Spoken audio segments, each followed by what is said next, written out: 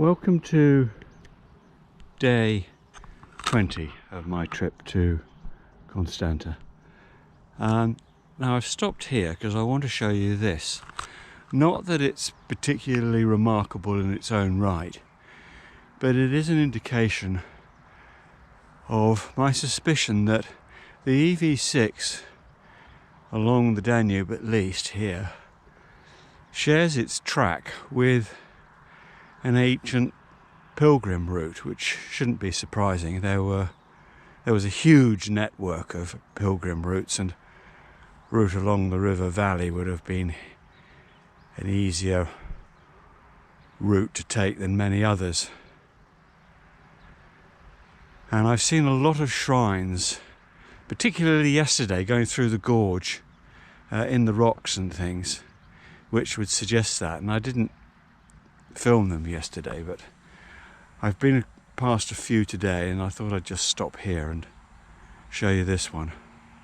And for those of you that haven't made the connection between our word holiday and the whole concept of pilgrimages, we of course get the word from the fact that it was a requirement for some to seek off their lords and masters' holy days for them to be able to do their pilgrimages. Now, everyone was required to do a pilgrimage at some stage in their life. The high and mighty probably only once or twice to great places like Rome or even the Holy Land. But the serfs in medieval times were only required to go to perhaps the nearest large town that had a shrine or a big cathedral or something, and they were required to do that maybe even more than once a year. But it might still be a week's walk for them to get there and a week to get back. And of course, once the church had prompted them that they needed to go on a pilgrimage, they had to seek days off from their lord and master because of their serf status. And they would go and request holy days so they could go on their pilgrimage.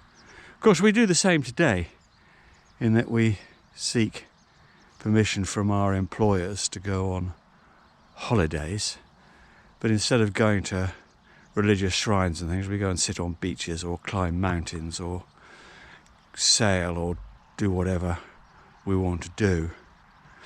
But I have no doubt that the effect of the transcendental experience and the spiritual renewal is the same, although I suspect our forefathers are turning in their graves at the thought of what we do now with our holy days.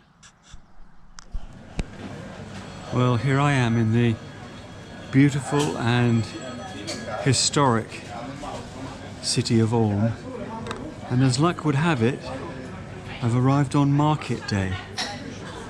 And so tomorrow being Sunday, and I'm uncertain about what may or may not be open, I decided to stock up with a few rations.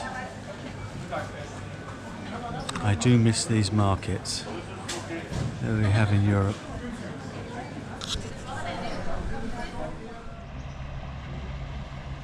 Not really sure what type of traditional boat that is, but I thought it was worth just showing you.